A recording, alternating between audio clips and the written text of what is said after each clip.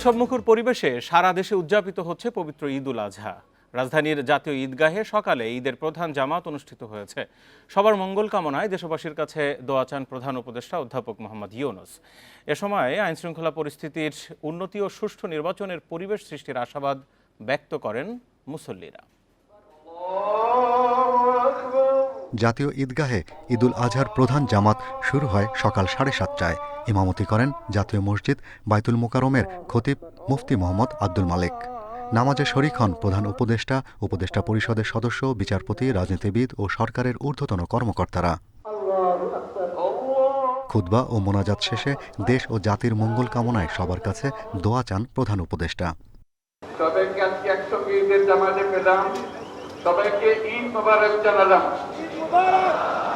সবাই পবিত্র দিনে দেশের মঙ্গলের জন্য দোয়া করবেন। ঈদে প্রধান জামাতে অংশ নিতে ভোর থেকে জাতীয় ঈদগাহে আসতে থাকেন মুসল্লিরা। পুরুষের পাশাপাশি নারীরাও ঈদের নামাজ আদায় করেন। যাতে ঈদটা ভালো মতো কাটে আমাদের, আল্লাহ যাতে কোরবানি আমাদের কবুল করে। আল্লাহর কাছে মাপ চাইছি পিছনের দিনের জন্য। আদম আলাইহিস সালাম হয়তো যত মানুষ মারা গেছে সবাইকে আল্লাহ জান্নাতে ফেরদাউস নসিব করুক। যেভাবে পশু কোরবানি করি সে একই রকম ভাবে যাতে নিজের ভিতরে সকল খারাপ জিনিস সকল পশুর থেকে কোরবানি করতে পারি। চাইনিজ ইসরায়েল যেভাবে অত্যাচার চলেছে, নারী শিশু রেহাই পাচ্ছে না। আজকে মহান আল্লাহর কাছে যাতে তার কুদরতি গুণের মাধ্যমে এটা ফয়সালা হোক। আইন শৃঙ্খলা পরিস্থিতির উন্নতি ও সুষ্ঠু নির্বাচনে আশা প্রকাশ করেন মুসল্লিরা। শান্তি সমৃদ্ধির বাংলাদেশ গড়ে ওঠে, যেখানে শৃঙ্খলার সহিত আমাদের প্রজন্ম এবং আমরা থাকতে পারবো এবং একটা সমান অধিকার নিয়ে, মানুষের ন্যায্য অধিকার নিয়ে মানুষ থাকতে পারবে। সরাসরি ভোটের মাধ্যমে বাংলাদেশে অবাধ নিরপেক্ষ একটা নির্বাচন হবে এবং সেই নির্বাচনের মাধ্যমে দেশে একটা আইন শৃঙ্খলা স্থিতিশীলতা ফিরে আসবে। সুষ্ঠুভাবে যেন ব্যবসা করতে পারি, আর একজন সাধারণ জনগণ হিসেবে দ্রব্যমূল্যের দামটা যেন সহনীয় পর্যায়ে থাকে। আত্মত্যাগের মহিমায় প্রতি বছর আসে ঈদুল আজহা। নামাজ আদায়ের পাশাপাশি সাম্যের সমাজ প্রতিষ্ঠায় এক কাতারে দাঁড়ান মুসল্লিরা। Shahriar Anirban, Independent News, Dhaka. ঈদুল আজহা উপলক্ষে প্রধান উপদেষ্টা অধ্যাপক মোহাম্মদ ইউনূসের সঙ্গে সৌজন্য সাক্ষাৎ করেছেন সেনাপ্রধান জেনারেল ওয়াকারুজ্জামান। এ সময় তার স্ত্রীও সঙ্গে ছিলেন। শনিবার দুপুরে প্রধান উপদেষ্টার বাসভবন যমুনায় ঈদ শুভেচ্ছা বিনিময় করেন তারা। প্রধান উপদেষ্টার সঙ্গে সস্ত্রীক সাক্ষাৎ করেছেন নৌবাহিনী প্রধান অ্যাডমিরাল এম নাজমুল হাসানও। প্রধান উপদেষ্টার প্রেস উইং থেকে এই তথ্য জানানো হয়েছে। এর আগে সকালে জাতীয় ঈদগাহে নামাজ আদায় করেন প্রধান উপদেষ্টা। নামাজ শেষে দেশের মঙ্গলে সবার কাছে দোয়া চেয়েছেন। পরে সবাইকে ঈদের শুভেচ্ছা জানান।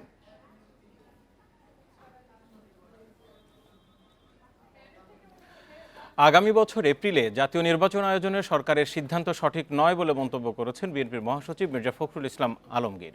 সকালে বিএনপির প্রতিষ্ঠাতা ও সাবেক রাষ্ট্রপতি জিয়াউর রহমানের সমাধিতে শ্রদ্ধা জানিয়ে তিনি একথা বলেন। এদিকে জামায়াত ইসলামী বলছে, সুষ্ঠু পরিবেশ নিশ্চিত হলে সরকারের রোডম্যাপ অনুসারেই ভোট সম্ভব। ঈদুল আজহা উপলক্ষে শনিবার সকালে সাবেক রাষ্ট্রপতি জিয়াউর রহমানের সমাধিতে শ্রদ্ধা জানাতে আসেন বিএনপি মহাসচিব, সাথে দলের স্থায়ী কমিটির নেতারা। পরে দোয়া ও মোনাজাত শেষে গণমাধ্যমের সাথে কথা বলেন মির্জা ফখরুল ইসলাম আলমগীর। এ সময় এপ্রিলে ভোট আয়োজনে প্রধান উপদেষ্টার ঘোষণার প্রতিক্রিয়ায় তিনি বলেন, এই সিদ্ধান্ত সুচিন্তিত নয়। সরকার চাইলে ডিসেম্বরেই নির্বাচন সম্ভব। প্রত্যাশা জনগণের পূরণ হয়নি এবং যে সময়টি নির্ধারণ করা হয়েছে সময়টি বাংলাদেশের নির্বাচনের জন্য সঠিক সময় নয়। এখানে আপনার যে প্রচণ্ড গরম, ঝড় বৃষ্টি হওয়ার আশঙ্কা থাকে ওই সময়, তারপরে রোজার পরেই পাবলিক পরীক্ষা আছে। সুতরাং এই সময়টা খুব চিন্তা করে দেওয়া হয়েছে বলে আমাদের কাছে মনে হয় না। মৌলভীবাজারে ঈদের জামাত শেষে নির্বাচনের সময়সীমা নিয়ে কথা বলেন জামায়াত আমির। ভোটের সুষ্ঠু পরিবেশ থাকলে অন্তর্বর্তী সরকারের দেয়া রোডম্যাপেই ভোট আয়োজন সম্ভব বলে মনে করেন তিনি। দেশের এই সংকট শেষ হওয়া দরকার এবং একটা অর্থবহ নির্বাচন সবার দীর্ঘদিনের আকাঙ্ক্ষা। কারণ 3 বার পর মানুষ ভোট দেওয়ার সুযোগ পায় নাই। আবার আমাদের অনেক যুবক যারা এবার ভোট দেওয়ার যোগ্য হয়েছে তাদেরও সুযোগ সৃষ্টি করে দেওয়া দরকার। প্রধান উপদেষ্টার নির্বাচনের সময় ঘোষণাকে ইতিবাচক বলছেন এনসিপির মুখ্য সংগঠক হাসনাত আব্দুল্লাহ। এই ডেট নিয়ে আমরা ডেটকে ইতিবাচকভাবে দেখছি, তবে এই এপ্রিলের পূর্বেই আমাদের জুলাই সনদ এবং আমাদের ঘোষণাপত্র আমাদেরকে অবশ্যই দিতে হবে, লেভেল প্লেইং ফিল্ড নিশ্চিত করতে হবে এবং আমরা সেই জায়গায় আমরা বলেছি যদি এই বিষয়গুলো থাকে তাহলে এপ্রিল ইতিবাচক। নির্বাচনের আগে জুলাই সনদ ঘোষণা এবং লেভেল প্লেইং ফিল্ড নিশ্চিতের দাবি এনসিপির। Rifat Alam, independent News, Dhaka. প্রধান উপদেষ্টা এপ্রিলে জাতীয় নির্বাচনের ঘোষণা দেয়ায় সংকট কাটেনি, বরং বেড়েছে। বিশেষজ্ঞরা বলছেন এই সময়ের মধ্যে সংস্কার নিয়ে শঙ্কা দেখা দিতে পারে। এপ্রিল মাস নির্বাচনের জন্য আদর্শ নয়। দ্রুত সময়ের মধ্যে শাসন কাঠামো ইস্যুতে সব রাজনৈতিক দলের ঐকমত্যের পৌঁছানো জরুরি বলছেন বিশেষজ্ঞরা। গ্রহণযোগ্য নির্বাচন আয়োজনের জন্য ঈদুল আজহার শুভেচ্ছা জানিয়ে জাতির উদ্দেশ্যে ভাষণে আগামী বছর এপ্রিলের প্রথমার্ধে জাতীয় নির্বাচনের কথা জানান প্রধান উপদেষ্টা অধ্যাপক মোহাম্মদ ইউনূস। আগামী জাতীয় নির্বাচন 2026 সালের এপ্রিলের প্রথমার্ধের যে কোনো একটি দিনে অনুষ্ঠিত হবে। এরপর থেকেই সম্ভাব্য সময় নিয়ে রাজনৈতিক অঙ্গনে দেখা দিয়েছে মিশ্র প্রতিক্রিয়া। ডিসেম্বর বা জানুয়ারির মধ্যে নির্বাচনের বিষয়ে অনড় বিএনপি। এই বিষয়ে আমাদের প্রতিক্রিয়া হচ্ছে যে জাতির প্রত্যাশা পূরণ হয়নি।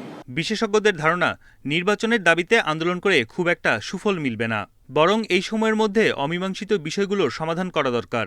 সংস্কার কার্যকর করা নিয়েও উদ্বিগ্ন বিশেষজ্ঞরা। এই নির্বাচন তো শেষ নির্বাচন না, আপনাকে তাহলে নির্বাচন কমিশনকে একটা স্বাধীন শক্তিশালী প্রতিষ্ঠান হিসেবে দাঁড় করাতে হবে। নির্বাচন কমিশনকে স্বাধীন শক্তিশালী প্রতিষ্ঠান হিসেবে দাঁড় করাতে হলে আপনার সংবিধানে কিছু ফান্ডামেন্টাল চেঞ্জ আনতে হবে, যেগুলো সাংবিধানিক প্রতিষ্ঠানের ক্ষমতা বৃদ্ধির সাথে এটা সম্পর্ক আছে। তাহলে আপনার হচ্ছে গিয়ে আপনি তো এই প্রয়োজনীয় সংস্কার করে ফেলবেন, এইটা তো আসলে খুব গ্রহণযোগ্য ব্যাখ্যা হতে পারে না। এপ্রিল মাস নির্বাচনের জন্য উপযুক্ত নয় মন্তব্য করে আরেক বিশেষজ্ঞ বলছেন ঘোষিত সম্ভাব্য সময় সংকট আরও বাড়িয়েছে। ফেব্রুয়ারির মধ্যে নির্বাচন করা সম্ভব বলেও মনে করেন বিশেষজ্ঞরা। নির্বাচন ব্যবস্থার যে আমূল ক্ষতি করে গিয়েছে তার জন্য কিছু সংস্কার প্রয়োজন নিঃসন্দেহে, কিন্তু সেই সংস্কারের জন্য তো এতটা সময় লাগার কথা নয়। তিনি প্রথম থেকে বলে এসেছিলেন যে ডিসেম্বর থেকে জুন পর্যন্ত এই সময়ের মধ্যে তিনি নির্বাচন দিবেন। উনি যদি ডিসেম্বরের মধ্যে তার সংস্কার কাজ, নির্বাচন কেন্দ্রিক সংস্কার কাজ শেষ করতে পারেন, তাহলে জানুয়ারিতে তিনি নির্বাচন দিয়ে দিতে পারেন, ম্যাক্সিমাম ফেব্রুয়ারির মাঝামাঝির মধ্যেও নির্বাচন দিতে পারেন, এবং আমি আশা করব তিনি জিনিসটা বিবেচনা করবেন। নির্বাচন কেন্দ্রিক সংকট নিরসনে দ্রুত সময়ের মধ্যে সব দলের ঐক্যমতে পৌঁছানো জরুরি বলেও মনে করেন বিশেষজ্ঞরা। যেভাবে আমরা আলোচনা করছি। বন ইবনে কামাল, ইন্ডিপেন্ডেন্ট নিউজ, ঢাকা।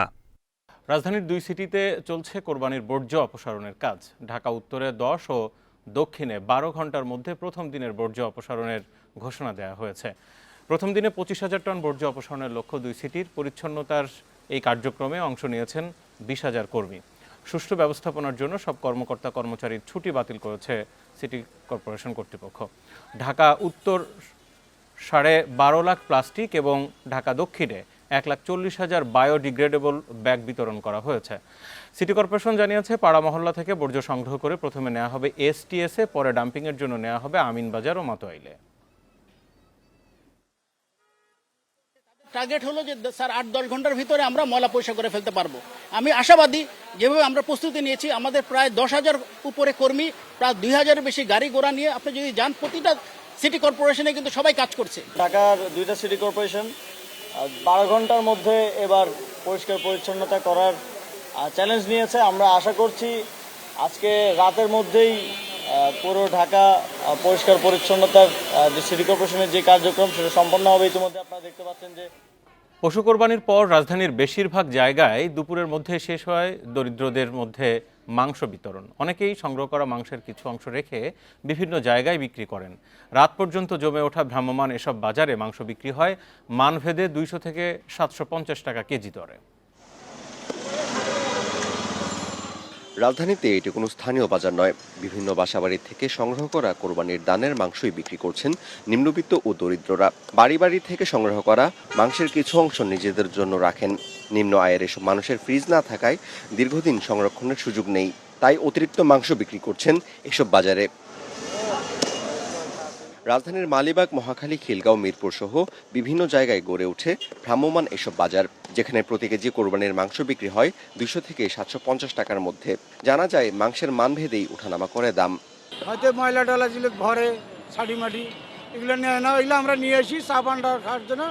এই 2-4-10 টাকা বেশি এগুলো দিয়ে হয়ে যায়। 300 টাকার আছে, 700 টাকার আছে, 600 টাকার আছে, এখানে মিলেমিশে বিক্রি করতেছে। যারা নিম্নবিত্ত মানুষ, মানে অনেক টাকাতে মাংস কিনতে পারে না, তারা এখানে এসে অল্প টাকায় মাংস কিনে।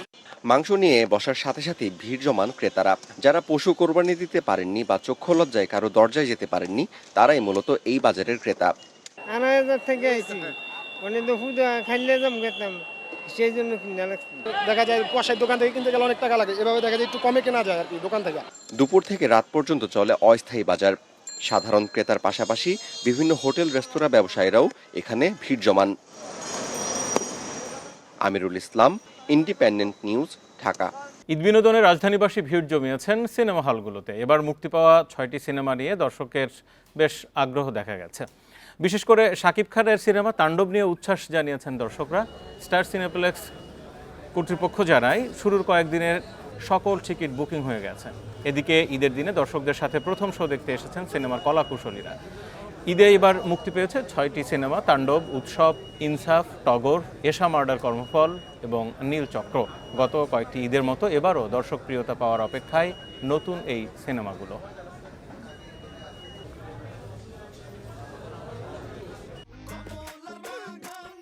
তাণ্ডব বলেন, উৎসব বলেন, ইনসাফ বলেন, নীলটগর বলেন, নীলচক্র কিংবা Esha murder, no one can beat them singly.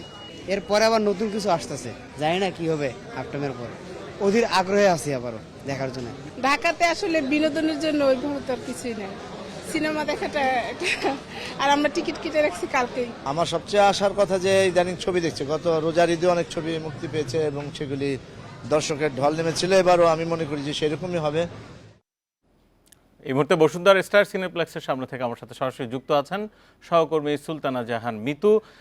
Mitu, প্রশ্ন দুটি, একটি হচ্ছে তাণ্ডবের আসলে তাণ্ডব কেমন, দর্শকরা কি বলছেন, এক, আর আরও 5টি সিনেমা আছে, ঢাকা শহরের অন্যান্য হলগুলোর কি খবর পেলেন?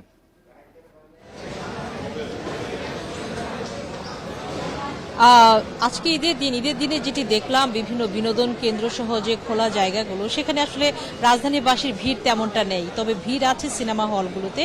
শুধু বসুন্ধরা সিটির স্টার সিনেপ্লেক্স নয়, অন্য অন্য যে সিনেপ্লেক্সগুলো রয়েছে রাজধানীর বিভিন্ন জায়গায়, সেসব জায়গায় মোটামুটি ভিড় রয়েছে। এখানেও যে তাণ্ডব সিনেমাটি, সাকিব খান সহ সাবিলা নূরের যে তাণ্ডব সিনেমাটি, সেটি দেখতে দর্শকের বেশ আগ্রহ দেখেছি এই বসুন্ধরা সিটির স্টার সিনেপ্লেক্সে, এবং বেশিরভাগ দর্শককেই দেখেছি এই সিনেমাটির জন্য চেষ্টা করতে। তবে অনেকেই কিন্তু টিকিট পাননি। আজকের এবং আগামীকালকের সবগুলো শোয়ের টিকিট ইতিমধ্যে বিক্রি হয়ে গেছে। তার মানে যেটি বোঝা যাচ্ছে দর্শকের আগ্রহ বেশ তুঙ্গে।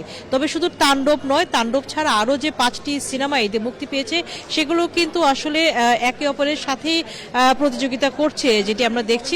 কোনোটিকে আসলে কোনোটি থেকে কম বলা যাবে না, এবং গল্পের বেশ ভিন্নতা রয়েছে একটি সিনেমা থেকে অন্য সিনেমার। আজকে যেহেতু ঈদের দিনে সিনেমার যে কলাকুশলীরা রয়েছেন বা যারা অভিনেত্রী রয়েছেন, অভিনেত্রী, তারা এখানে এসেছেন সিনেপ্লেক্সে দর্শকদের সাথে সিনেমা দেখতে। তাই দর্শকদের জন্য এটি একটি বাড়তি পাওয়া ছিল ঈদের দিনে সিনেমা দেখাটা। একই সাথে তারা অভিনেতাদেরও সাথে দেখা করতে পেরেছেন, কথা বলতে পেরেছেন। আর দর্শকদের যেটি প্রতিক্রিয়া জানতে চেয়েছিলাম, এখনো আসলে বেশ কয়েকটি সিনেমার শো চলছে, তবে তাণ্ডবের যে শোটি ছিল সেটি শেষ হয়ে গেছে। দেখা শেষ করে অনেকেই উচ্ছ্বাস জানিয়েছেন, এবং তারা যেটি বলছেন যে তারা আসলে যেই পয়সা খরচ করে টিকিট কিনেছিলেন, তাদের সেই টিকিটের টাকাটি উসুল। তবে এছাড়াও আরও অনেকের অনেক ধরনের মতামত থাকতে পারে, তেমন মতামত অনেকে দিয়েছেন। তবে আসলে ছবিটি বেশ ব্যবসা সফল হবে বলে আমাদের মনে হচ্ছে, এবং সিনেমাকে ঘিরে রাজধানীবাসীর যে ঈদ বিনোদন, সেটিও আমরা বেশ জমজমাট দেখছি। গত কয়েক বছরের ধারাবাহিকতা, গত কয়েক বছরে আমরা দেখেছি যে দুই ঈদেই বেশ ভালো কয়েকটি ব্যবসা সফল ছবি মুক্তি পেয়েছে, যেটি আসলে রাজধানীবাসী সহ দেশবাসীকে সুস্থ বিনোদনের ধারায় যুক্ত করতে একটি ভূমিকা রাখছে। এখন পর্যন্ত এই ছিল সবশেষ। আমি তো ধন্যবাদ আপনাকে, সিনেমা হলের খবর জানাচ্ছিলেন। এবারও কোরবানির পশুর চামড়ার প্রত্যাশিত দাম না পাওয়ার অভিযোগ মৌসুমী ব্যবসায়ীদের। রাজধানীর লালবাগের পোস্তায় প্রতিটি গরুর চামড়া আকার ভেদে 400 থেকে 850 টাকায় বিক্রি হচ্ছে, আর খাসির চামড়া বিক্রি হচ্ছে 10 টাকায়। হতাশ মৌসুমী ব্যবসায়ীরা বলছেন, এই চামড়ার দাম গত বছর আরও বেশি ছিল, এবার চামড়া সংগ্রহ গতবারের চেয়ে কম হবে বলছে কাঁচা চামড়া ব্যবসায়ী সমিতি। কোরবানি ঈদের প্রথম দিন সকাল থেকে চামড়া আসতে শুরু করে রাজধানী লালবাগের পোস্তায়। ঢাকা ও এর আশেপাশের এলাকা থেকে এসব চামড়া এনে জড়ো করেন মৌসুমী ব্যবসায়ীরা। পোস্তায় মাঝারি আকারে গরুর চামড়া বিক্রি হচ্ছে 400 টাকা, আর বড় আকারে গরুর চামড়া 850 টাকা পর্যন্ত বিক্রি হচ্ছে। আর ছাগলের চামড়ার দাম নেই বললেই চলে। মৌসুমী ব্যবসায়ীদের অভিযোগ, গত বছরের তুলনায় এবার চামড়ার দাম পাচ্ছেন না তারা। এজন্য মধ্যস্বত্বভোগীদের দৌরত্বকে দায়ী করছেন তারা।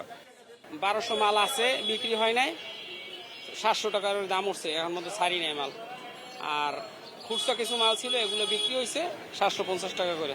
গেছে এবছর 900, 1000, 1100 এরকম গেছে, এবছর আরো খারাপ। আড়তদারদের দাবি, শ্রমিক ও অন্যান্য খরচ বাড়ায় কাঁচা চামড়ার দাম কিছুটা কম ধরছেন তারা। করোনা মানে গুটির মতো একটা দাগ হয়, ওই দাগের জন্য মালটা এবার দাম দিবে না টেনেজালারা। কষ্ট এটা দেখে নিতে বলছে, এটার জন্য দামটা একটু কম। ঢাকার সিটির মালটাই আমাদের কাছে, ঢাকার বাইরের কোনো মাল নেই আমাদের কাছে, শুধু একমাত্র কেরানীগঞ্জ মানে জিঞ্জিরের মালটা আসবে। এছাড়া আমরা ঢাকার বাইরের কোনো মাল লবণ দিব না। কাঁচা চামড়ার ব্যবসায়ী নেতারা জানান, এবার 80 থেকে 85 লাখ পিস চামড়া সংগ্রহে লক্ষ্যমাত্রা তাদের। সংগঠনটির অভিযোগ, এবারও লবণে কৃত্রিম সংকট তৈরি হয়েছে। আমাদের লক্ষ্যমাত্রা এখন যেটা আছে, গতবার 1 লাখ প্লাস ছিল, এই বছর একটু 10 to 20% কমে যাওয়ার সম্ভাবনা আছে। যেহেতু আমাদের গরুর আমদানিও কম হয়েছে, চামড়াও কম আমদানি হবে, এই পর্যন্তই। আর লবণের যে ব্যাপারটা বললেন, কৃত্রিম সংকট সৃষ্টি করে, আমরা চাচ্ছি এই অবস্থা থেকে পরিত্রাণ পাওয়ার জন্য। এবার রাজধানীতে লবণযুক্ত প্রতি বর্গফুট গরুর চামড়ার দাম 60 থেকে 65 টাকা, আর ঢাকার বাইরে 55 থেকে 60 টাকা নির্ধারণ করেছে সরকার। Shahid Ahmed, Independent News, Dhaka. ভারত পাকিস্তান সহ এশিয়ার বিভিন্ন দেশে আজ উদযাপিত হচ্ছে ধর্মপ্রাণ মুসলমানদের দ্বিতীয় বড় উৎসব ঈদ উল আজহা। প্রতিবারের মতো এবারও পশ্চিমবঙ্গের কলকাতার রেড রোডে ঈদের জামাত অনুষ্ঠিত হয়েছে। এছাড়া আফ্রিকার মরক্কো, মৌরিতানিয়া সহ কয়েকটি দেশেও ঈদ উদযাপন করছে মুসলমান সম্প্রদায়। সকাল থেকেই ঈদের জামাতে অংশ নিচ্ছেন মুসল্লিরা, মোনাজাতে বিশ্ববাসীর মঙ্গল কামনা করছেন তারা। তাছাড়া নামাজ আদায় শেষে দিচ্ছেন পশু কোরবানি।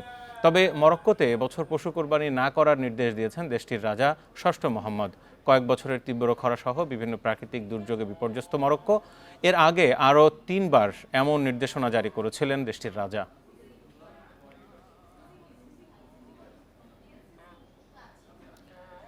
এবারের ঈদটা বিশেষ হামজা ফাহমেদুলের জন্য।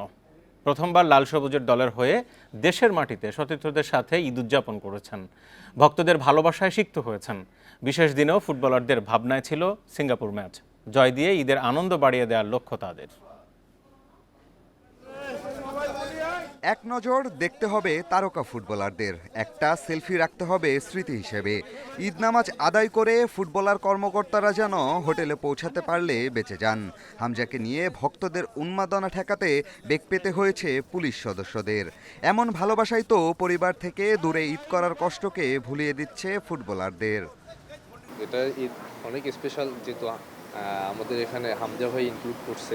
একটু খারাপ লাগতেছে আসলে, উইদাউট ফ্যামিলির বাইরে আছি আর কি। এটাও একটা ফ্যামিলি, আমরা ওভাবেই আসলে মানায় নিচ্ছি সব কিছু। ভিন্ন আঙ্গিকে হামজাকে নিয়ে উপলব্ধি করলাম আজকে, যে এটা যে ঈদের পরে যে জামাতের কোলাকুলির পরে যে একটা আসলে কি বলে এই ফুটবলের যে শেল্ডিং যেটাকে আমরা বলি না, শেল্ডিংয়ের একটা এক্সারসাইজ হয়ে গেছে, যে কীভাবে শেল্ডিং দিতে হয় আর কি। প্রথমবারের মতো বাংলাদেশ দলের হয়ে ঈদ করার সুযোগ পাচ্ছেন হামজা ফাহমেদুল। বাফুফে আয়োজন রেখেছিল, সবাইকে একই ধরনের পাঞ্জাবি উপহার দিয়েছে। একই সাথে হোটেল থেকে বের হয়ে নামাজ আদায় করেছেন। এমন আনন্দের দিনটা যেন রঙিন হয়েছে। সবাই একসাথে ঈদ উদযাপন করছেন, হাসি ঠাট্টা ছবি তোলার ব্যস্ততার মাঝেও প্রতিনিয়ত কথা বলছেন সিঙ্গাপুর ম্যাচ নিয়ে। জয় দিয়ে ঈদের আনন্দ আরও বাড়িয়ে দিতে চান তারকারা। আমরা দেশের জন্য ফ্যামিলি থেকে দূরে আছি, যদি এটা আর একটা ফ্যামিলি, এই স্যাক্রিফাইসটা আমরা করছি সিঙ্গাপুর ম্যাচকে কেন্দ্র করে দেশবাসীকে, যাতে আমরা ওই জয়টা উপহার দিতে পারি। সো এটা যদি আমরা জিততে পারি, তো আমাদের আনন্দটা আরও বেশি হবে এবং সার্থক হবে। জয়ের চিন্তা নিয়েই আমরা আগাচ্ছি। ইনশাআল্লাহ এই ঈদের আনন্দটা জয় দিয়েই যেন দেশবাসীকে দিতে পারি, সেটাই হলো আমাদের সবার চাওয়া। ফুটবলারদের প্রত্যাশা, বাংলাদেশের প্রতিটা মানুষ আনন্দে উদযাপন করবে ঈদ, প্রতি মুহূর্তে সমর্থন যোগাবে ফুটবলারদের। ঈদ মোবারক, ঈদুল আজহার শুভেচ্ছা রইল। পিয়াস সাহা, ইন্ডিপেন্ডেন্ট নিউজ, ঢাকা। আজকের সংবাদ সন্ধ্যা এ পর্যন্ত। সাথে থাকার জন্য ধন্যবাদ সবাইকে। ফেসবুক, ইউটিউব ও এক্সে আরও বিস্তারিত সংবাদ দেখতে পাবেন।